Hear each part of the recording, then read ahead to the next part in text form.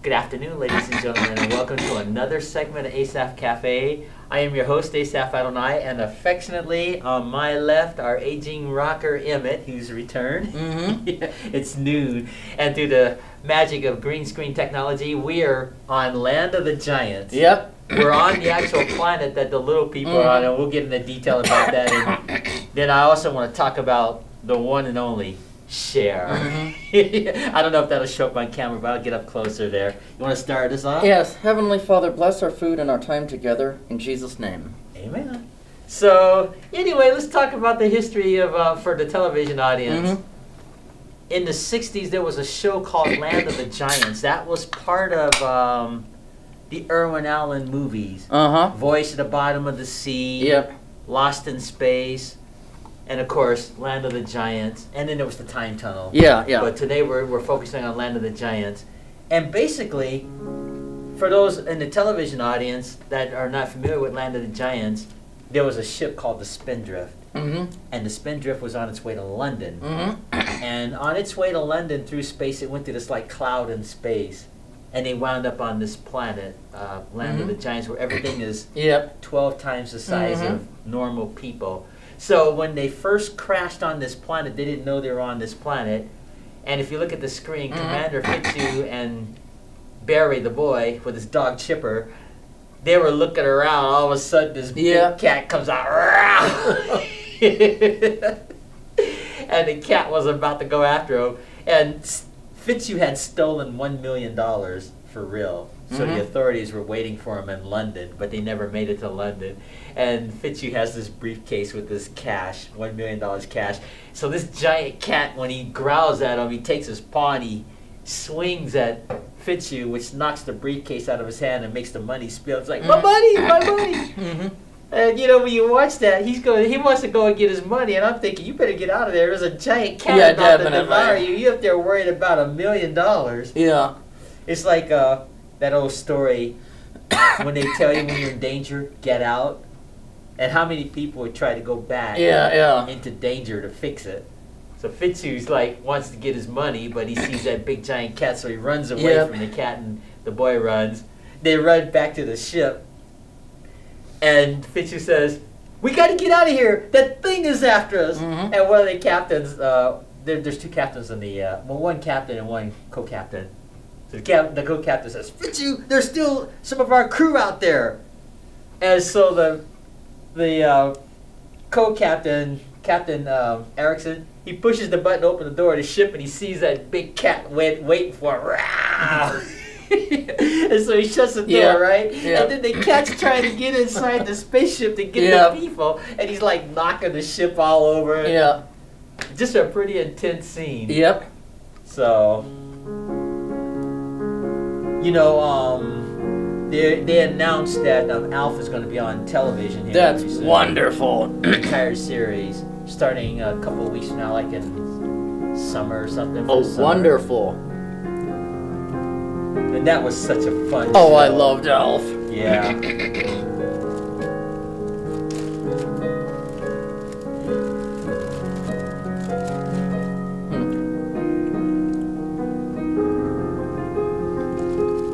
I'm going to do some easy listening for you, James. Thank you. And this time I'm going to do the song all the way through.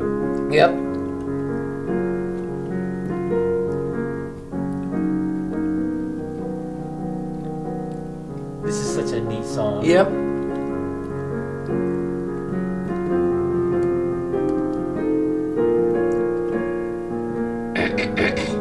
Never played this song on Land of the Giants before. No.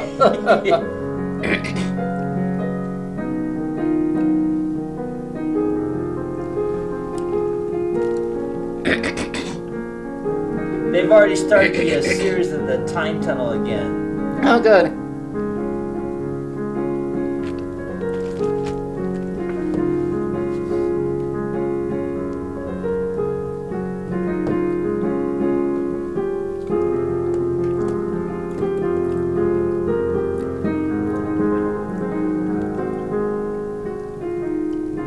There you go, the first song just for you. Wonderful.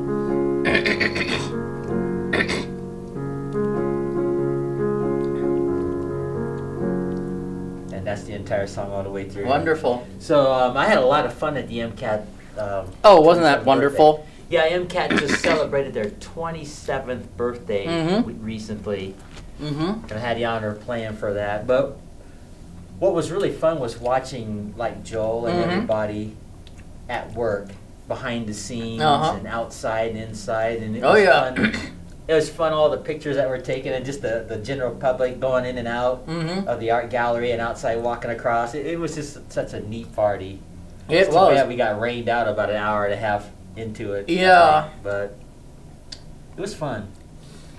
There was a lot of good food and wine. There was a little snack and a lot of wine and beer. It was really nice. Oh yeah, I had a wonderful time, and it was just a blast, and really humbled everybody, set everything up there for me, and it was fun. Yep.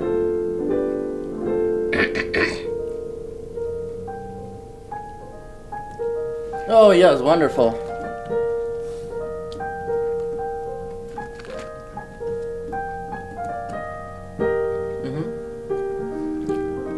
These keys aren't working very well. Huh, strange. Swingin' Safari, right? Swingin' Safari. Yep. But I want to tell the television audience, you know, I've been doing this show. We're approaching our 3rd year now, and we're going to start doing Asaph Cafe live in front of a live audience. Wonderful. And I think that'll make these one-on-ones more interesting. Or when we have guests on here, we were supposed to have a guest from Vietnam today, and I don't know if he's going to. No, not Vietnam, Cambodia. I think that's where he was from. And I think his name is pronounced Din. D-I-N-G. And while we're taping this now, just you and I talking, if he shows up, then I'll introduce him to the TV audience. But anyway, to the television audience, we're getting ready this summer sometime to start doing Asaph Cafe Live. So that's going to be interesting, like when you do your surreal jokes and all the other stuff. Oh, definitely. People start laughing in the background. I think that'll be really, really interesting. So we'll see. But in the meantime, we can enjoy being Land of the Giants here. That is such a cool set. Definitely. Cool backdrop. Let's see, that show went something like this. So, if they were,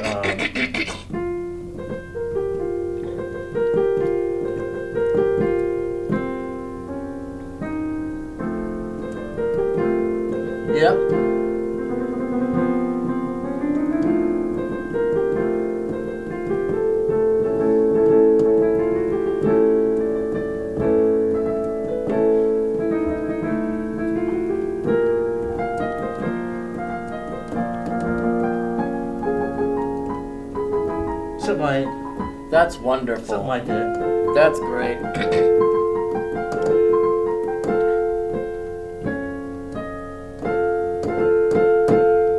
I just made that up, but it was something like that, how that goes. But now this episode here, this scene with this cat, this was at the beginning because, like I mentioned, they didn't know they were on this giant planet at first, except for the captain. Because see, the captain and the co-captain went looking around. Yep.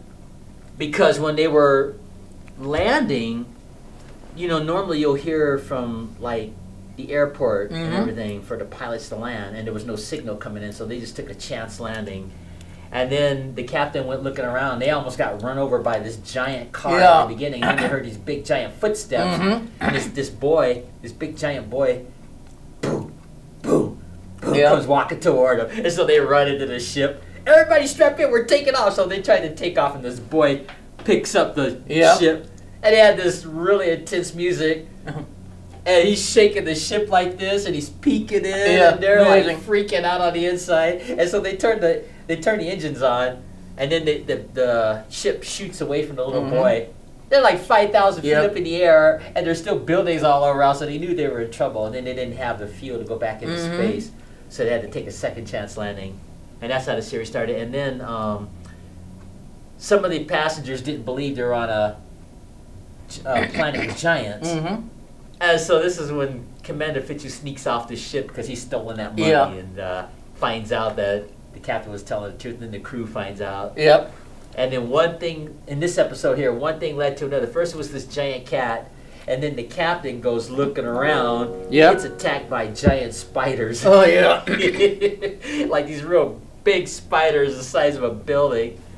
And he pulls out this stick, like he's gonna try to fight it off with the stick, and he sees how big those spiders are, so he throws a stick and runs for his life. Yeah. And then also, there's a scene after that attack with the spiders. Then the captain is still looking around, and one of the other passengers, Valerie, sneaks off. And so then they meet again, and Valerie's like stubborn and hard-headed because they see these big like mouse traps or these animal traps. And she goes peeking in there, and the captain tells her not to go in there, and she says, "Don't worry, I won't buy it without my lawyer's advice." You know, just hard-headed. Right? Yeah, yeah.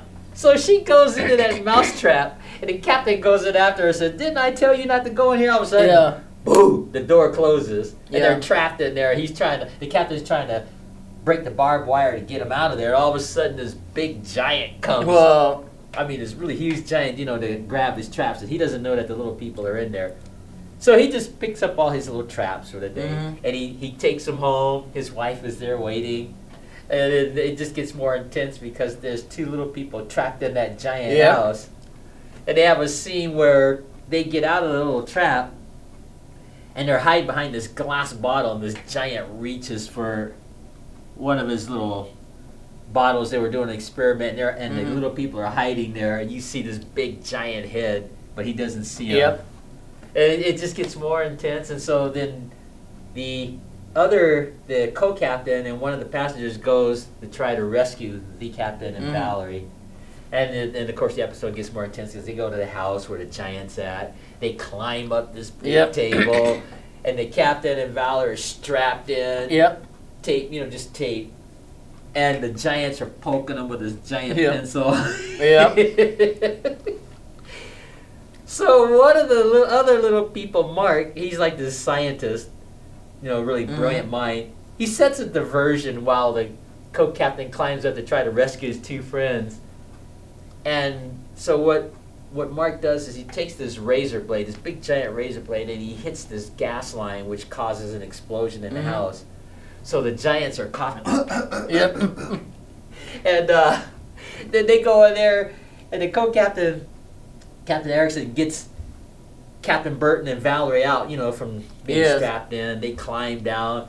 And if that isn't enough, when they're running for their lives out of the house, that giant sees them trying to escape. He gets this big butterfly net, goes after them. Amazing.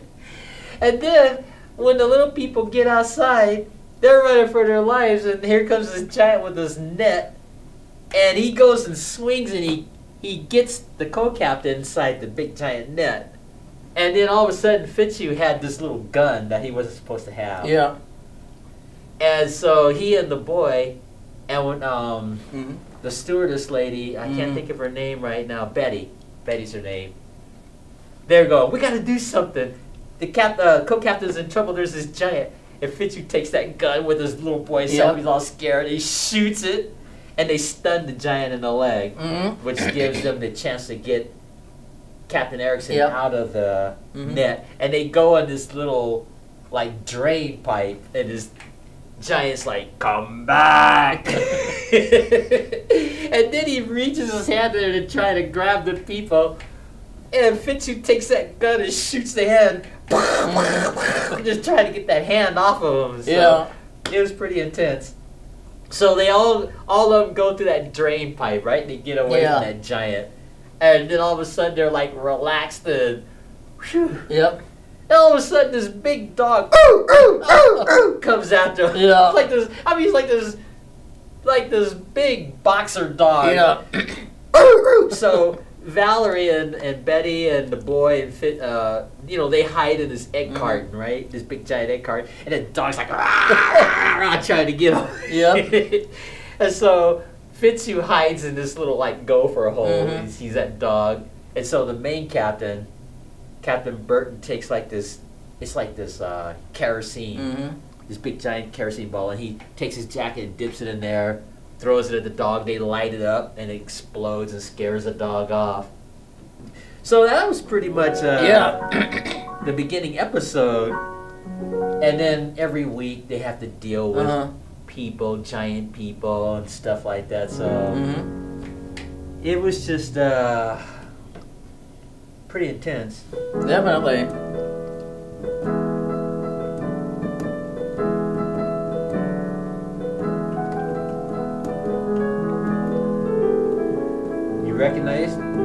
I've heard it, but I really don't know it.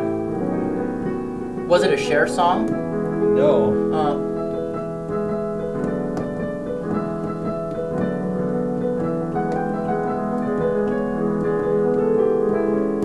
I'll tell you in a minute.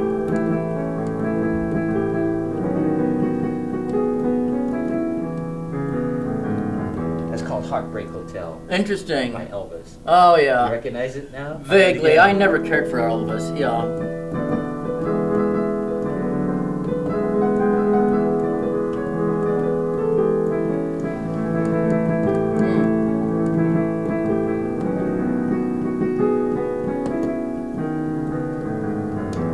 Interesting. Heartbreak Hotel. Mm-hmm. Yeah, I remember when you said that before. I said sacrilege. I was just kidding when I said that. Yeah. No, but I think Elvis was a good singer, Mm-hmm. and I know he's held as the king of rock and roll. Yes. But there are a lot of other singers that I personally would prefer. Yeah. So I don't want to offend any of these Elvis fans out here. But I think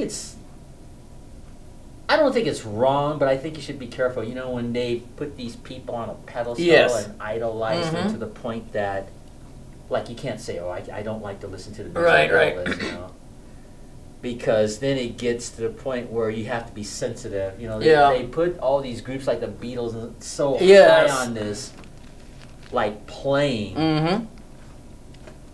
No, but I think Elvis was a fine singer. But personally, I wrote about this in my autobiography. I preferred people like Nat King Cole and those romantic singers.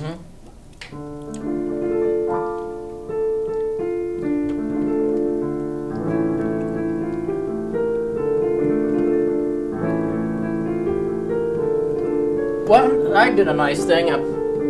I heard a couple of beautiful songs on Soundscapes, 942 on Charter. It's that kind of new age channel with beautiful instrumentals and beautiful soft piano music or guitar. I heard the most beautiful soft guitar on one of them. Beautiful, sweet, soft guitar. It's by an artist named Ozzy Catani. Never heard of it. Yeah, nor have I. And it just made the most beautiful, soft guitar. And I had a special order at Ear Candy, and it came in. I only like 2 songs on the whole disc. What it was Hawaiian music that the Queen of Hawaii had written years ago. It wasn't the Hawaiian wedding song? The Hawaiian wedding song might have been on one of them, but what it was Manalao, and I can't remember the names of the others. But it was, this guy just wrote in this, I guess it's called Shaka slack key, or just some sort of slack key guitar. Okay. Very hard to describe, but some of them were just so beautiful, like written in heaven.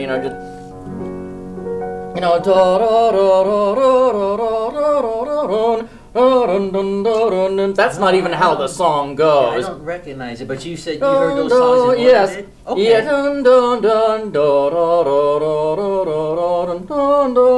Just beautiful. And that was on that easy listening radio station you were talking about? The Soundscapes channel 942. Soundscape. I've heard of it. Yeah. Oh, it's beautiful. And I heard they play all this easy listening music, right? Well, that's 947. This is more new age, easy instrumental music, like George Winston. Have you ever heard of George Winston? Yeah, I'm familiar with him. That kind of thing, or like William Ackerman, a soft guitar player that I just love from Wyndham Hill. They play a lot of that stuff. Oh, it's just beautiful. Yeah, and is this 24 hours? Yes. Okay, so you can just listen at it anytime you want. Oh, yeah, and it's one of my favorite stations. Some music I don't like. Some is kind of boring, Well, if you got all that music going 24 hours, they're probably not going to be able to play everything that everybody will like. Right, exactly. Period. But I think they're reaching the genre like you're talking about. Those easy listening fans. Yeah, or like a new age instrumental fans of sweet guitar music, just beautiful. Right. Unfortunately, the Ozzy Catani album I got was out of print, but it was special ordered. He found it on YouTube or something. And they ordered it for you? Just beautiful. You have it right now? I mean, you've ordered it and you got it at home, right? Yes, I got it at home, yes. Good for you. I've been playing it a lot. Of course, also my new Gordon Lightfoot album with, Uncle Toad. Uncle Toad said it really was about a small toad that was telling people, Uncle Toad. Uncle Toad said, better straighten up right. When Uncle Toad spoke, it was not a pretty sight. Uncle Toad going here, Uncle Toad going there. Just literally a toad lived in a woodshed and said, kids, stop drinking that brew. Stop pull you can or the joke's on you. I'm total. It says something about boys, don't, let's see. Uncle Toad said, boys, stop kissing them girls, cause I won't stand by. Don't even think, cause I won't stand by. Just adorable, looking at the moon, and we say, Toad here's looking at you. Something or get you. We're hoping one day you'll get your wish too. Uncle Toad said you better straighten up right. When Uncle Toad spoke, it was not a pretty sight, and a little harmonica gun. I mean, wow, a toad giving lectures, and just a toad giving lectures, huh? I just loved it. Brilliant. How brilliant. Uncle Toad said, you better get it right. When Uncle Toad spoke, it was not a pretty sight. Brilliant. That sounds like it's a real book, too, but those are songs, right? Those are songs. They're not children's songs, right? They're not. That's Gordon Lightfoot. Gordon Lightfoot wrote it. I didn't know that. Oh, yeah. It's another out-of-print album from 1998. Sadly, it was out of print, too. So they had the special order? Yeah, they did, yeah. Well, good. I'm glad. Where did you go to get it? Ear Candy. Ear Candy? Yeah, it's a little independent. I'm not plugging products. No, I understand. I'm not saying because we can't do that on it, but it's a little independent record store just down on Higgins. Oh, I see. Okay. That's where I should go to see if they could get some old stuff I'd been looking for. Oh, yeah, they got all sorts of stuff, plus punk rock albums, too. And it's on Higgins, right? Okay. Let's check that. Well, the main person I wanted to talk about today, you know you've arrived when you're a one-name entertainer. Yeah. We're talking about the one and only Cher. Yep. Let's see if this will show up on camera here. Let's see. Probably not. Yeah. Well, with green screen, it's tough. Yeah, I'm not familiar with Cher's work. Yeah, we'll talk about her in a moment. Let me try this book here. You remember when you had your book here? Here's some pictures here of Cher. This is a big... it's showing up a little bit right here. And there's some pictures of Cher right here throughout her career, throughout her lifetime. I'll show you this book in a moment here. You might wait. I'm just looking at the title to see if I can read anything. Was she the one that wrote, you've got to believe we are magic. Nothing can stand in our way. Is that I don't know if that's her because it said believe. Well, that's a more current song by her, that Believe. Here's some more pictures of Cher here. I don't know if this will show up on camera. She got basically her start with her late husband, Sonny Bono. Here, you can take a look at it, see if you recognize her. Yeah, I recognize her, but I've never listened to her music. Okay, I'm going to play some of her songs you might know. Please do Now, so. this picture here, she was 19 years old in that photograph right there. This one? Yeah. Interesting. And that was her husband, Sonny. And she had a show called The Sonny and Cher Show. And one of the songs that they did was a song called I Got You, Babe. I'll do it for you. Yeah, I Got You, Babe. Yeah. That's it, I've Got You, Babe. Yeah. Yeah. I never cared for that song either. It's okay, you know. It's okay. It's not like, wow. I got you, babe.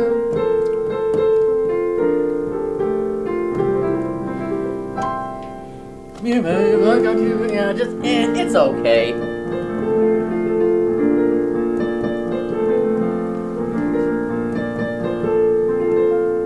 I'm gonna stop right there. It's a short version of it. But this shirt I'm wearing, I don't know if it will show up on camera, but this is Cher. Let's see if it'll. And I wanted to wear this to talk about her today. This lady is, I believe, in her 70s now in real life. Wow. And she just looks hot. I know. It's just amazing.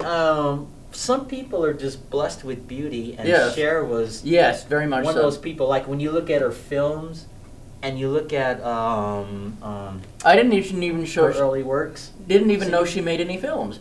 Yeah, she did. In fact, I think this book talks about that. You may recognize them here. Let's see if I can find them here. I don't have this book memorized yet because I just got this book from a friend of mine named Harleen the other day. And this book here chronicles, I think, her entire career. You know, from the time she was 19 years old on the Sonny and Cher show. She did a movie called Mask. Have you ever heard of it? No. It was about this boy that I don't know how to explain it.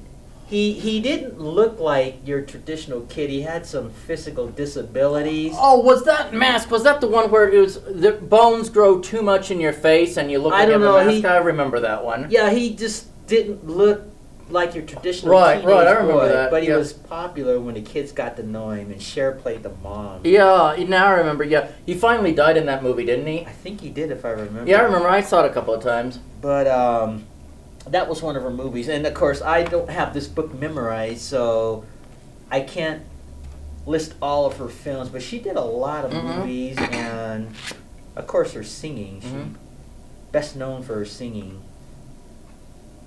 And she had a daughter named Chastity that they featured on the show when Chastity was something like maybe 3 or 4 years old. Interesting. I don't know if there's any pictures of her in this book. Probably not.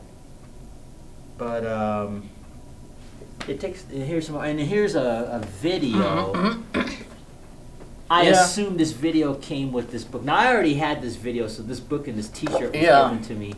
Harleen gave it to me the other day. And I think these are most of her albums right here. That is a lot of records to make. Well, you remember, talking from the time she was 19 years old. Yeah. And so she's done a lot of songs. And, of course, some of her early works were maybe simple like that, I Got You, Babe. But here's one. You ever heard of a song called Gypsies, Tramps, and Thieves? No. It's something like this.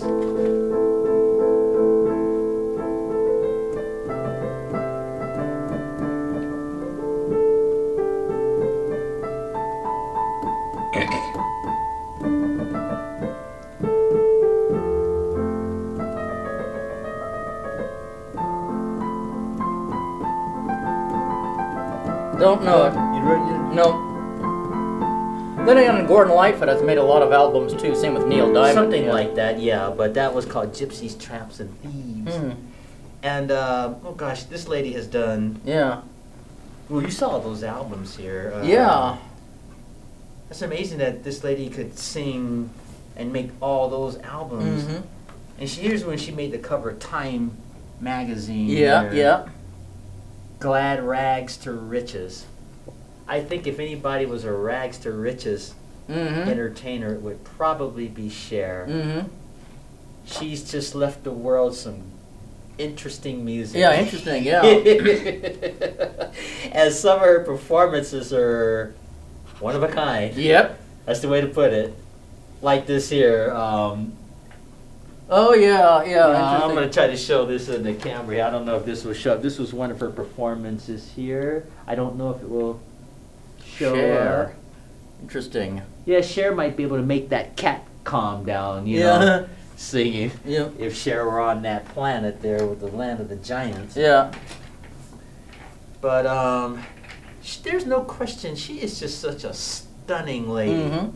Just a beautiful lady. And if I could, here, let's show some of these pictures here. I don't know if it'll show on camp. It might. I don't know. She's a little dark. Trying to get that right. But she is just such a beautiful lady. And probably a very, very nice person, too, in real life. I would assume that with the fortune she's been given, that she's probably helped a lot of organizations and a lot of people throughout her career. This book doesn't necessarily say, usually when these movie stars and singers and rich people help people, they don't like advertise who they help. So I know. You never really know. No telling who Cher has helped over the years or what organizations she may have helped over the years. And 35 minutes have already gone by. Isn't that amazing? Oh, let me try this here. Did you see this? No, I did not. Picture here? Oh, interesting. Let me try, let's see if I can get this to show up too. These are... Oh, interesting. Isn't that something? Yeah. These were just highlights throughout her career here. I don't know if it'll... But anyway, that's the inside photo. Was she in the same vein as ABBA was? Probably. I think Cher probably goes before a lot of these people because she's been Yeah. enduring all these years. Yeah, I'm not the biggest fan of ABBA, but I like some of their easy listening instrumentals. Well, not easy listening instrumentals, but other easy listening artists and orchestras have done ABBA covers. You know, Yeah. like da da da da Fernando. Well, I'm sure she- beautiful. I'm sure Cher has probably done her share of covers over the years and original stuff. Or maybe too. she's even toured with ABBA. I'm not sure. I don't know. And That I think couldn't we tell know you. that Now, some of these, I didn't see all of this video footage here. This, obviously, I don't know if this will show up. This is the, I assume that all this stuff came from, this is a VHS concert, the farewell tour. I think it was in 2002 at the time. And she did a bunch of songs on here. There's like 20 songs on this. That's a lot of songs. That's a lot of work. And I don't know. Well, okay, Gypsies, Tramps, and Thieves are on this here. Take Me Home, All or Nothing. I think that's the Frank Sinatra song. All or Nothing at All. Sonny and Cher medleys. Half Breed. Yeah. No, that might offend a few people. Yeah. But I don't think she meant that No. in a negative way. I think she was probably trying to make a statement or a point. And some of her other songs, I'm sure she sang more songs than this here. The Shoop song, I don't think I know that one. Never heard of it. Yeah, I don't recognize it. Dark Lady, and of course the Believe song. And just tons of other songs that this lady has done in her career. Now, her career, according to this information here, spans 40 years. Whoa. She's known as the ultimate diva. She was probably diva before Mariah Carey. Yeah. You know, they always call these good-looking singers divas. I know. I don't know why that is. I don't know know. who invented that, but I guess Cher is the one that paved the way for all these other so-called divas, you know.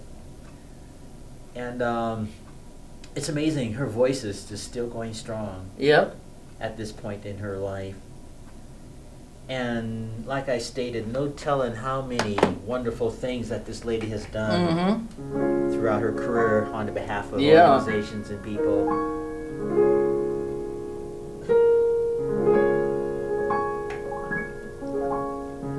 Not doing much playing today, just talking. But this was just such a neat little gift, and I just wanted to share this with the television audience. Wonderful. Here. And damn, Sin Queen. She's done a lot of interviews over the years, talk show interviews, and things like that too. But you know, I guess she's in that genre with all these other female singers that came after her, like Madonna and. Madonna, I never cared for. Really? Let's have fun with her.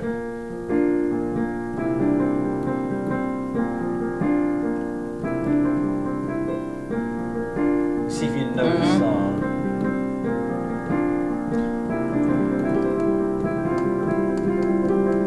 Wasn't she the one that wrote A Material World? That's Madonna. What I'm playing.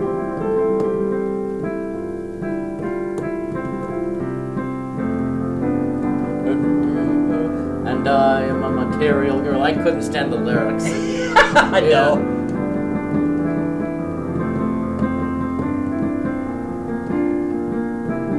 But I think these people are just probably making a statement. Yeah.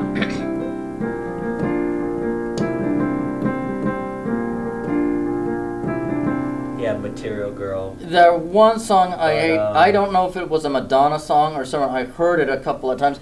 I'm a Barbie girl in a Barbie world. Everything is plastic. That one I don't know. I hate it. I heard it a couple of times. Let's go, Barbie. Let's go. Drove me nuts. Oh!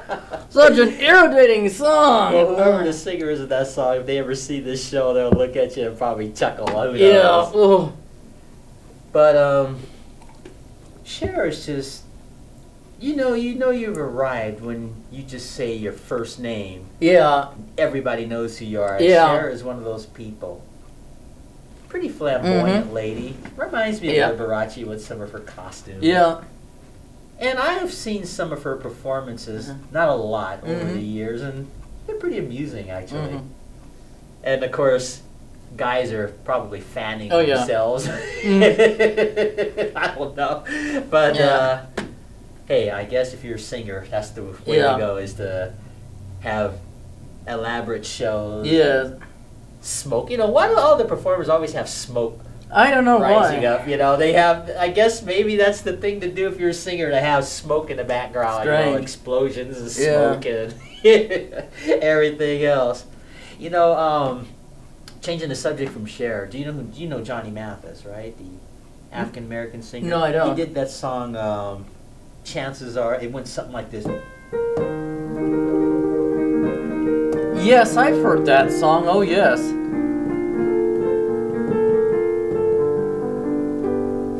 Put it on the easy listening station sometimes, some easy listening station, but I don't remember which one. I'm gonna stop Was right it covered on Lawrence Welk? I can't remember. But they were just talking about him recently on CBS News, and he just turned 81. 60-year career singing, and he can still sing those ballads after all these years. Johnny Mathis. That song's called "Chances Are," and just amazing that. Like Cher, how some people can just sing year after year after year, and their voice doesn't change, and then others, their voices change deeper. But some people, their voice never changes. Their bodies may physically change, but the voice is there. And Johnny Mathis was one of those people. And he's got a new album coming out at 81. Whoa. That's something. Yeah. 60-year career singing. Yeah. And he also did a song called Misty. It went like this. Oh, yes. I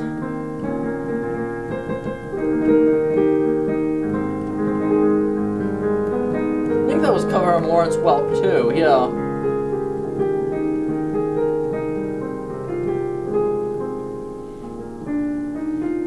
I'll stop right here.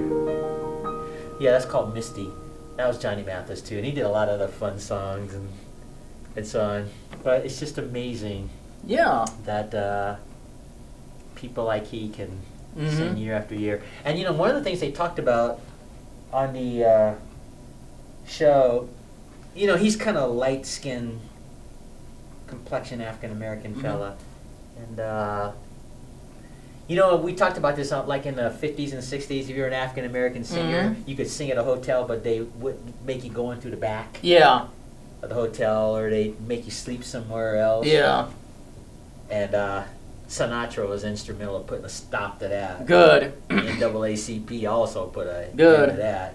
And Sinatra's like, if this guy doesn't sing here, I don't sing here. Yeah. Okay, Mr. Sinatra. So, it's silly. If you got a performer in your hotel bringing money for your hotel, why would you make him come in through the back? Yeah, it's ridiculous. Color of his skin. Yeah. It's ridiculous, but that's the way it was then. Yeah. So Johnny Mathis was talking about, even he went through that. And when I saw that on CBS, I was like, I can't believe that even this guy would. Yeah. But he did, so. Anyway, I just wanted to share that with you there. I don't care what creed or nationality a person is.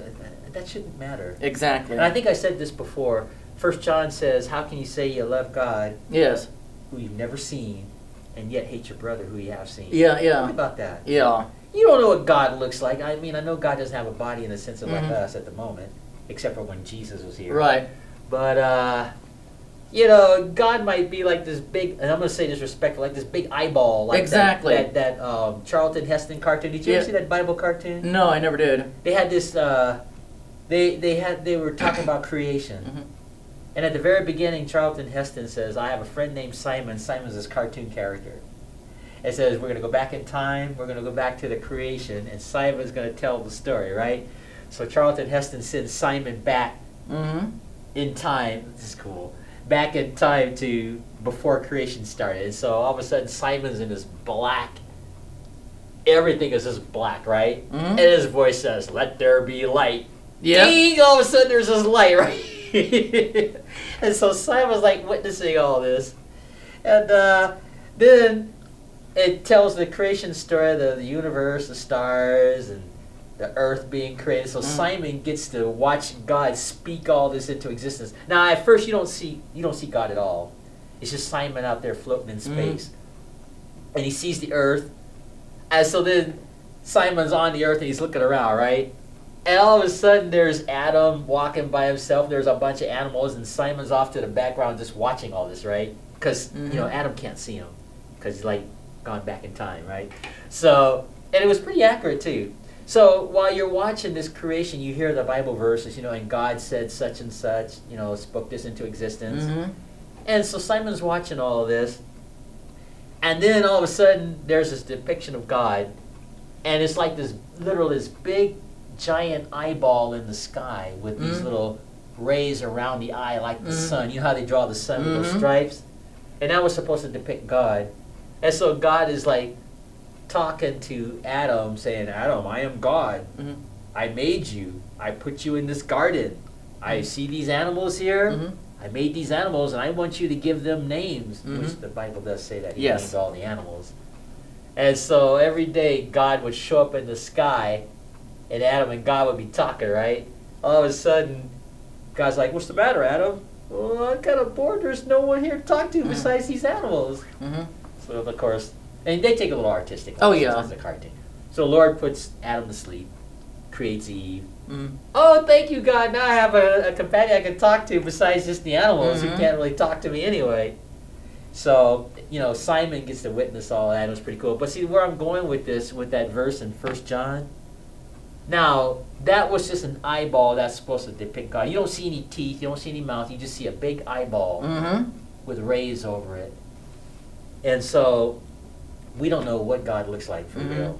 I know that's just a cartoon, but you can't say you love someone you've never seen, and you got millions, perhaps billions of people all around you that you see every day, and you hate them. Yeah.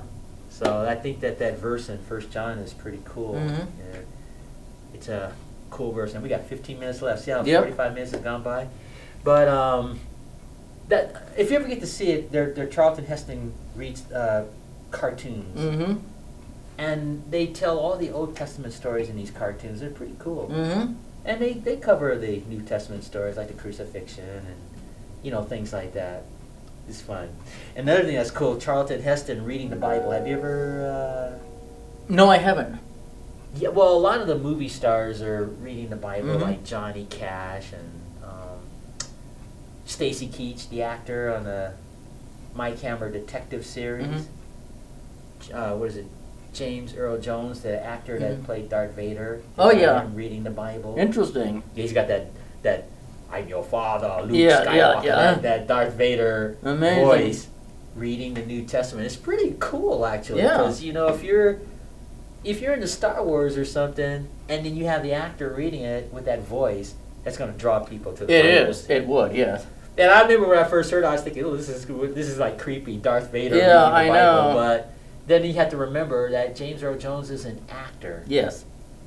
That's all he is. Yeah. And so when I got past that, I was able to enjoy listening to him read the Bible with that baritone voice. It's pretty cool. But of my favorites, I think Charlton Heston is probably my personal favorite of the people who read the Bible.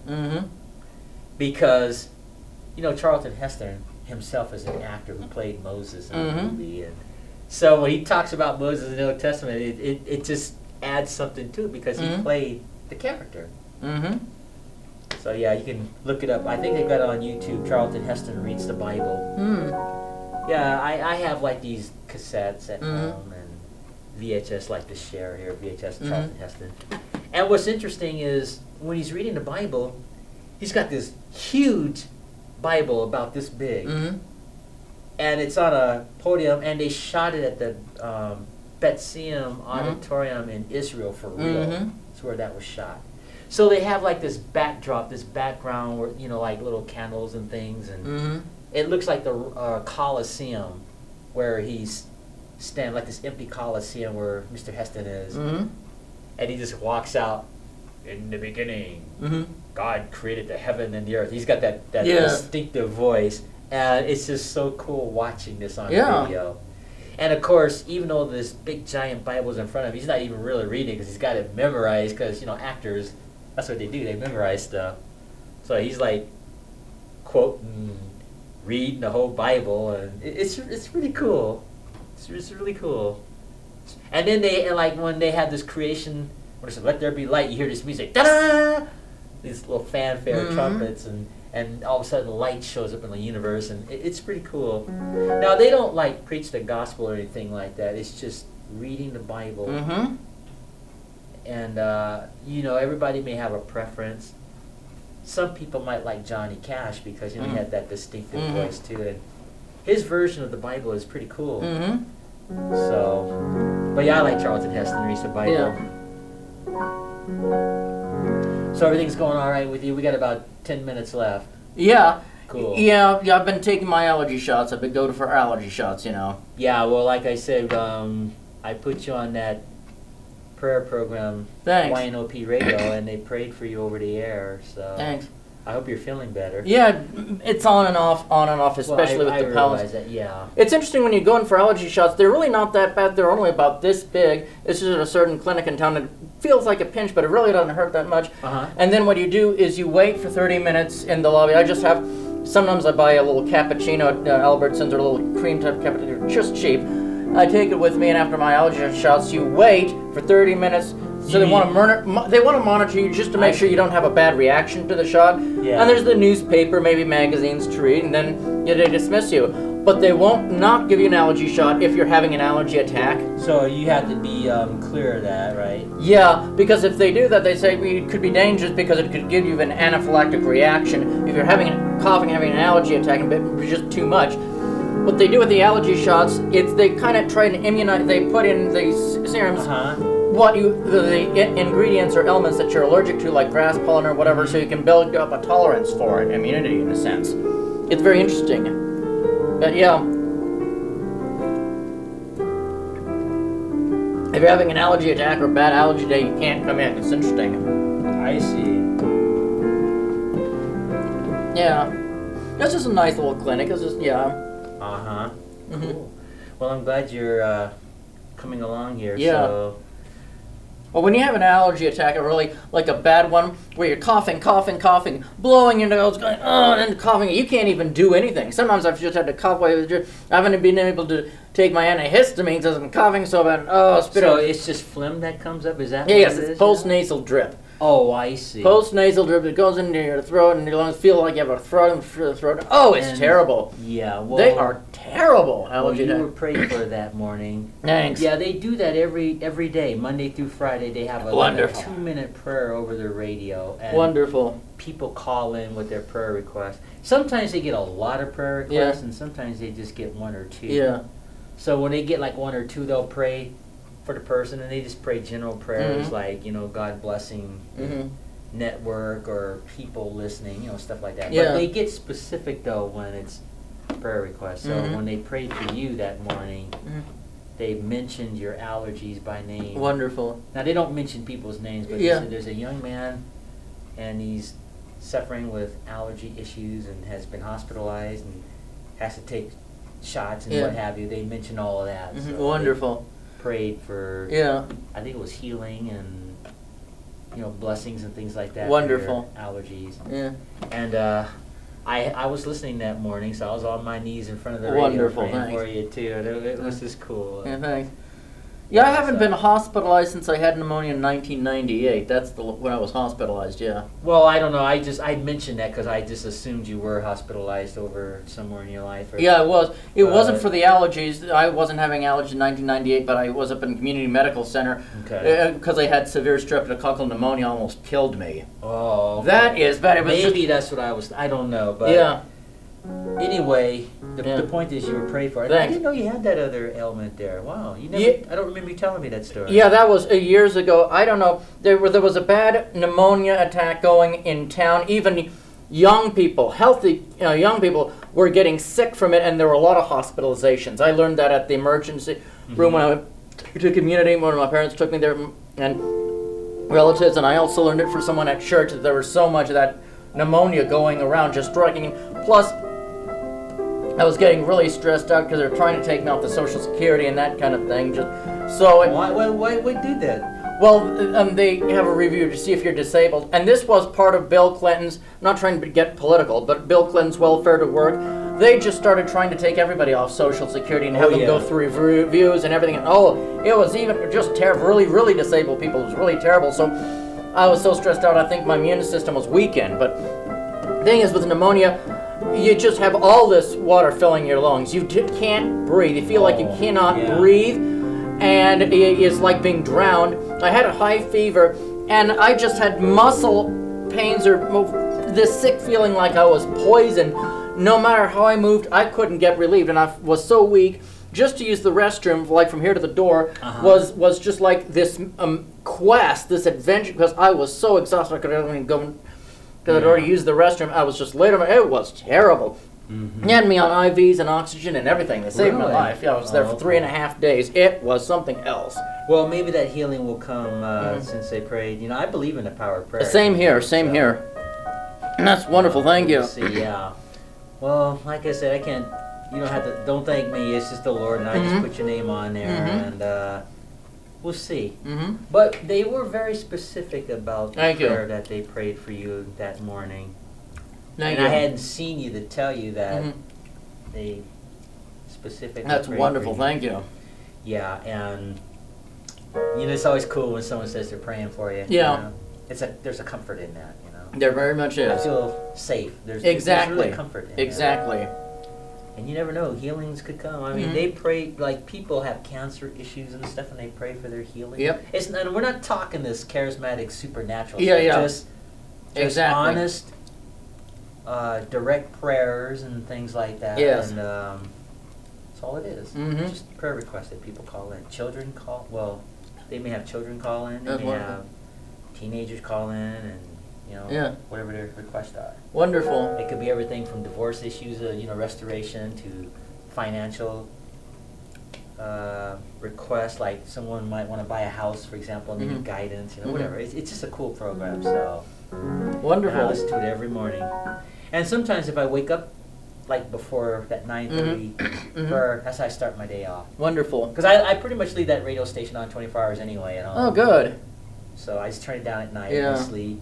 And I wake up and then kneel in front of the radio and they have a little prayer. And that's how I start my day. And that's how I started my day off today, too, before we did this thing about Cher. So, no, I didn't pray for Cher today, but I started my day off with God. Nice, wonderful, yeah. Yeah, you start your day off with God, then you can talk about Cher. Yeah. You got any final words you want to say? Because we're almost out of time. Yes, there were these 2 washing machines, and there was a hat in their way. They saw a hat in their way. I've told this one many times. One said to the other, "Is that in your way?" And the other said, "No, it's in your way, and it's blocking my view." Ha ha ha! Wasn't that hilarious? Yeah, I think Cher would like that joke. I don't know if that cat would like it. Yeah. I think he'd be with that joke.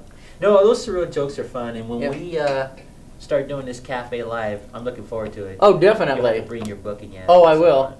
I have it with me today, and in the Lawrence Welk book too. Okay, well we covered that, and we're out of time here. So, but in the meantime, Cher sat in with us today in Land of the Giants, and this beautiful backdrop. And on my left, affectionately, our aging Rocker Emmett. So thanks for sitting in with me. Certainly. And I'll make you a copy of this in a few minutes. Wonderful. So, until our next show, Maranatha.